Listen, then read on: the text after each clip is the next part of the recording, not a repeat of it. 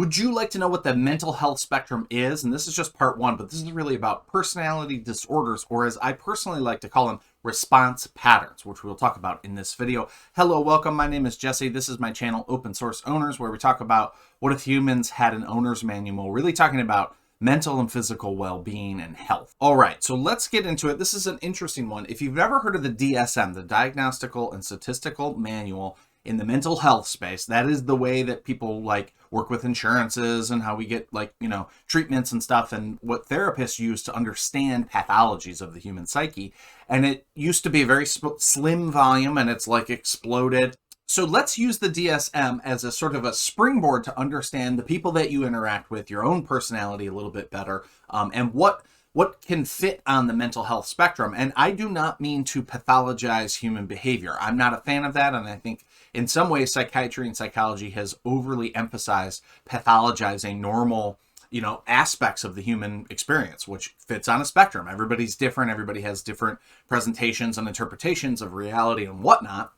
So pathologizing that, I think is not really the way to go. However, the DSM and the people who have created it have given us categories that are very useful with very clear examples that might actually illuminate people that we've known or relationships that we've had and help us to understand our own psyche a little bit better. Now, the first thing I want to say is this is my own interpretation of the DSM, nobody else's, so this just rests on me. And I tend to think instead of personality disorders, which is what today's topic is going to be about, I prefer the term personality response patterns.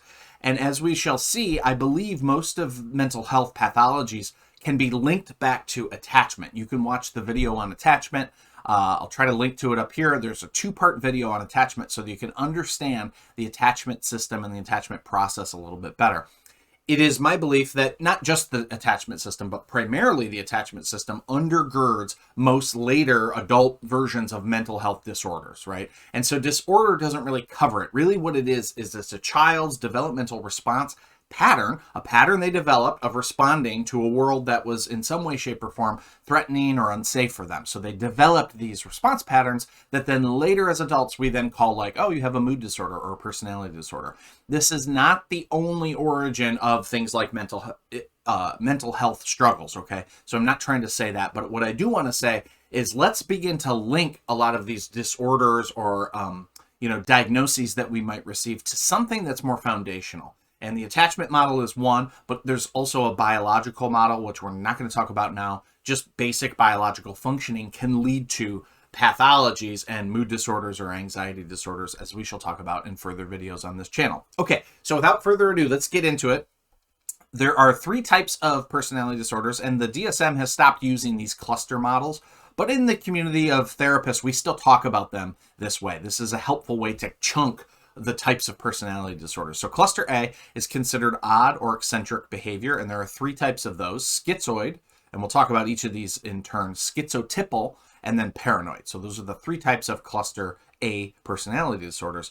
And again, I'm going to start using the term personality response pattern. So when you hear that, just think that's what people call a personality disorder. But I like the language personality response pattern better. And that's because this cluster A, this odd or eccentric behavior, is often, not always, but often linked to dismissing attachment styles. So neglect, maybe abuse, maybe living with a narcissist or a sociopathic father or mother, okay? That's where that is going to come from. And remember, attachment styles form by age 2. All right, cluster B then is the dramatic, emotional, or erratic behavior. So this is borderline personality disorder or borderline response patterns in my language, antisocial, narcissistic, and histrionic, and we'll cover those in part 2. Today we're just going to get to cluster A.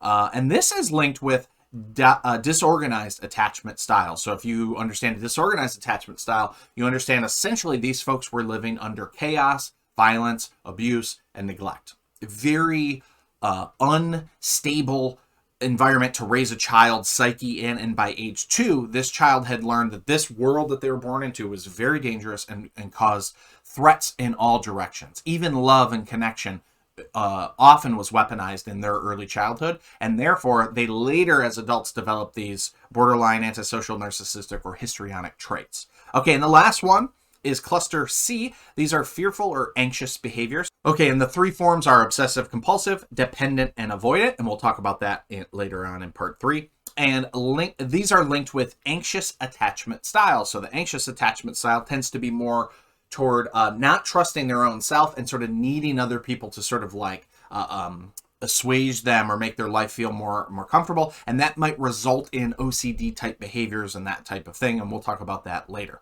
Okay, let's get into the cluster A class. Okay, so schizoid response pattern to a dismissing attachment style. Remember this, in my estimation, this links often, maybe not always, but often to dismissing attachment patterns, okay? This is what we would previously call schizoid personality disorder. And this is characterized by a pattern of detachment from social relationships and a restricted range of emotional expression. The person may be more of a loner and choose solitary activities. Detachment from other people is one of the features of this. Which makes sense with the dismissing attachment style. Little or no desire to form close relationships with other people. Infrequent participation in activities for fun or pleasure. A sense of indifference to praise and affirmation, as well as to criticism or rejection. It just doesn't really sort of affect them or seem to affect them. Often described in relationships as cold or uninterested or withdrawn or aloof. Does not enjoy social or family relationships, and there's a general indifference to social norms and expectations, okay? So that is the schizoid personality type, right? And often these individuals can be highly imaginative. They could sort of live in a land of their own imagination because, again, if you link it to dismissing attachment, they were sort of always having to fend for themselves and tend to themselves. So they escape through a dissociation pattern, basically, of going into their own imagination and into their own inner world, which can be quite rich, but allows them a safety that they could not get from other people. And so they just eventually, as adults, say, hey, other people are dangerous. I can handle this internal experience. I can handle this loneliness because I have a rich internal imagination world. I'm not saying that this is healthy or unhealthy. It's just a pattern of survival. And I think the ultimate, where the buck sort of stops, is with each individual saying, okay, maybe I have a schizoid personality. Okay, is it serving me or is it not? Where is it no longer serving me as an adult? And can I change that? Am I willing? Do I want to change that?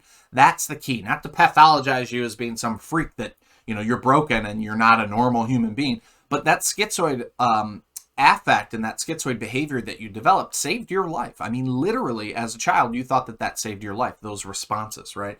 So we don't want to pathologize these. We rather want to say, oh, that explains me a little bit better. I get it. I get why I'm this way. And then to work on the parts that are no longer serving us or damaging our relationships or damaging our health or whatever it may be. And from there, we can actually begin to change things. Okay, cool. Next one, schizotypal. So schizotypal response patterns to, again, connected to dismissing attachment. And this used to be called schizotypal personality disorder and still is in the DSM. And this is marked by a pattern of difficulty with relationships that is accompanied by cognitive and perceptual distortions and eccentric behaviors. The individual may be superstitious and have magical beliefs or strange and unusual ideas. In this disorder, while the person could benefit from social skills groups, they often choose not to seek out treatment. They're sort of fine being their magical believing selves, and they're superstitious, so they don't quite trust doctors or social skills groups, etc. Individuals with this disorder are so highly superstitious that they are basically dysfunctional. They may have odd beliefs that influence their behavior, such as ideas about clairvoyance and telepathy, and those with this personality disorder often have very bizarre thoughts. Individuals tend to have excessive social anxiety with everyone except first-degree relatives. And just a note on clairvoyance and telepathy, there is some evidence. In fact, this has been researched by the Russian government for 50 years and the United States government for 50 years. Lots of money has been put into this. In fact, they've been able to glean useful intelligence information at the military level through clairvoyance. So let's not throw clairvoyance and telepathy as something that is a characteristic of somebody with a personality disorder. It's actually, I believe, a feature of being a human. It is possible for people to have those skills, and we can actually hone those. Now, I know you think that may be speculative. I encourage you to look into the work of Dr. Jessica Utts, U-T-T-S. She has studied this, written books about it. And then there's a movie called Third Eye Spy, which just sort of goes into the CIA's history of studying that. So again, we don't want to pathologize the human condition in any of its aspects. We want to begin to ask, okay, I have schizotypal personality response patterns. Is it serving me? Where is it failing me? Does it protect me? Do I need to keep aspects of it, but sort of reform other aspects of it now that I'm an adult? And of course, these folks might have ideas of reference, which is a technical term in psychology, and it refers to incorrect interpretations of causal incidences or events as having an unusual meaning specific for the person. Meaning, you might think, oh, that black cat means something very specific about how my day is going to go, or that proves that my suspicion is true because blah, blah, blah. So you're having these really deep connections to things that may or may not actually pertain to your particular psyche. So that's schizotypal, and we're going to continue with this one. So schizotypal response patterns continued. Odd beliefs or magical thinking that influences behavior and is inconsistent with subcultural norms. Now, we got to be very careful about making things be normative or not, because there are no real sort of norms. I mean, if you think about like the mystical aspects of any religion or any spiritual practices, those mystics were not behaving in the subcultural norm by any means, but they had something valuable to contribute to the human spectrum. So we don't want to pathologize. I'm going to on and on and on. I'm going to say that. Unusual perceptual experiences, including bodily illusions, odd thinking and odd speech, suspiciousness and paranoid ideation, inappropriate and constricted affect, behavior or appearance that is odd, eccentric, or peculiar. Again, some people are just eccentric and peculiar, and doesn't mean they have schizotypal personality patterns, right? Lack of close friends or confidants other than first-degree relatives. Excessive social anxiety that does not diminish with familiarity and tends to be associated with paranoid fears rather than negative judgments about self. So the idea of being around other people, this type of person thinks that other people are talking about them, and that like whispers are, like all related to them, and it's a very paranoid existence. All right, next one, paranoid response patterns, or what used to be called paranoid personality disorder. And this, of course, connects also to dismissing attachment patterns, okay? This individual who is paranoid exhibits distrust toward others that typically begins by early adulthood. In addition to recurrent suspicions of others, the person reads hidden meanings into benign remarks. The person may suspect that others are deceiving them. The DSM defines this disorder as a pattern of distrust and suspiciousness, such that others' motives are interpreted as malevolent. So it could be very innocent things that someone says to you, like, oh, hey, I saw you at Kroger the other day. And you might think to yourself, like, were you watching me? Or like, are you out to get me? Or are you watching my home, etc.? It becomes a very suspicious interaction, whereas the comment was just, oh, hey, I saw you at the store the other day. The individual suffering from paranoid personality disorder experiences suspicion without an objective or sufficient basis. So they have not found cameras in their home where it's like someone is actually spying on me, right? They're just sort of generally suspicious. The individual can read negative meaning into very innocent remarks. They perceive a lot of unintentional insults and may be very unforgiving of those. They might get actually, maybe not violent, but like demonstrably like afraid, and therefore like get into a fight and flight sort of mode, feeling that they are being lied to, deceived, and exploited by other people. So that's obviously would be part of paranoid. And if we continue, they may believe that friends, family, and romantic partners are untrustworthy and unfaithful. So you can see how this could erode your connection to others if you don't get this sort of thing treated, and not just like we drug you and manage your symptoms, but actually understood in a more holistic way, and especially connecting to that attachment style. Outbursts of anger in response to perceived deception, often described as cold, jealous, secretive, or serious. Overly controlling in relationships in order to avoid being exploited or manipulated, which makes a lot of sense. And if you're in a relationship like this, you will feel how constricting it is to the healthier partner in this relationship to be with somebody like this. They look for hidden meanings in gestures and conversation. So could you imagine you do this during a conversation and somebody interprets that in a harmful way, like, oh, I can't believe they did that. That means blah, blah, blah. That would be a very hard person to be in relationship with if your gestures are being read into and interpreted, let alone your words, which can easily be misinterpreted. They find it difficult to relax. Relaxation equals threat to them. Often hold negative views of other people, often overly sensitive to criticism, and overreacts in response to perceived criticism. So that's the paranoid personality disorder, or as I call it, the paranoid response pattern to a dismissing or disorganized attachment style, which would make a heck of a lot of sense of those behaviors, as well as, other aspects that we don't quite understand yet. about the human psyche. The mental health spectrum is vast and wide, and we don't want to, as I say again and again, we don't want to pathologize any individual. We want to seek to really understand the roots and the causes of these behaviors, and then to allow these unique aspects of personalities to exist in the social network, the social framework, without just trying to like usher them into some treatment center and never to be seen again.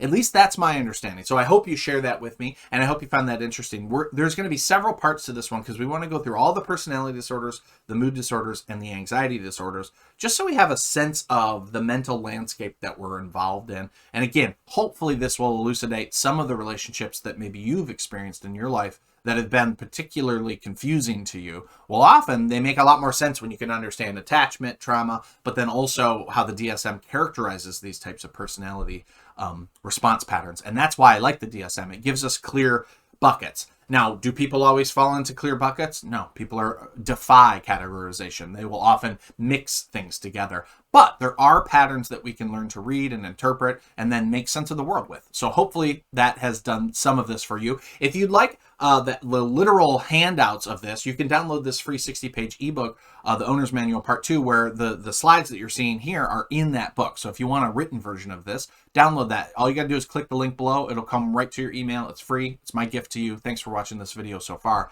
And that was the Mental Health Spectrum Part 1.